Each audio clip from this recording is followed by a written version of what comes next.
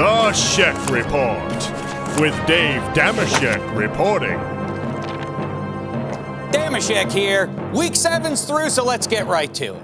Just remember, players and coaches, don't get angry at me if I call your name. Ultimately, I didn't do this to you.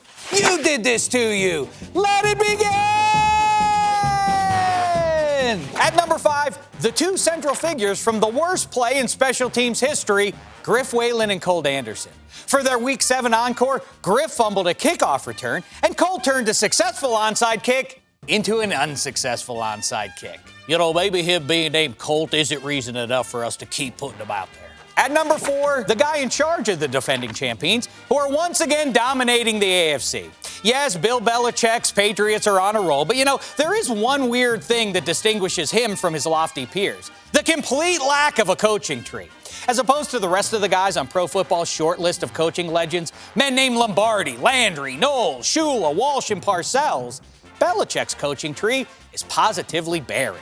If Will Hunting were to show up and ask Belichick, how about these apples? He'd probably say, those apples have fallen too far from my tree. Now it's time for this week's Shoulders of Greatness presented by Head & Shoulders.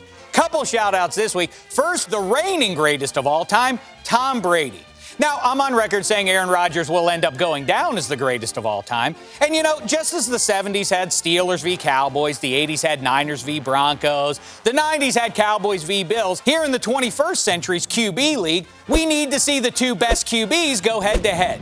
3 months from now, we don't need to see another Peyton flop or a hot streak by a would-be elititudinous guy. And now that Cam has departed this earth, let's just jump to February 7th, put the two best in the rectangled circle, and settle this thing once and for all. The prize, your soul! Or maybe a Lombardi trophy. Either way. Let's get back to the shameful. At number 3, this catch. And Manning's going to heave one. There's a flag.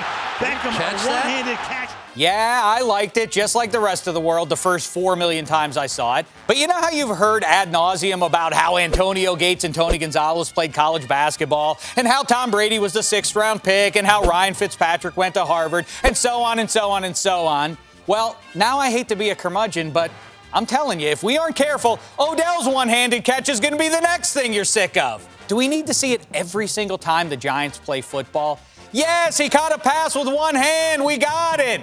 Do we need the pregame video of him warming up too? How far are we going to take this OB session?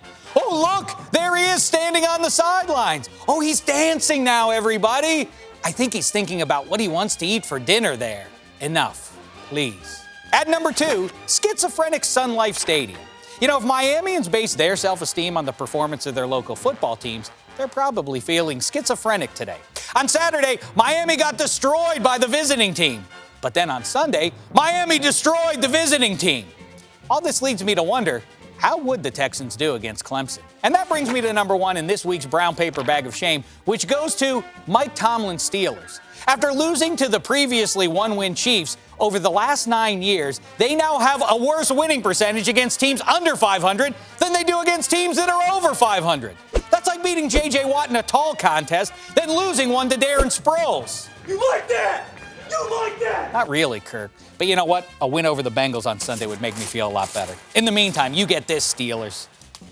That's probably a fire hazard. Till next time, try not to embarrass yourselves. You like that?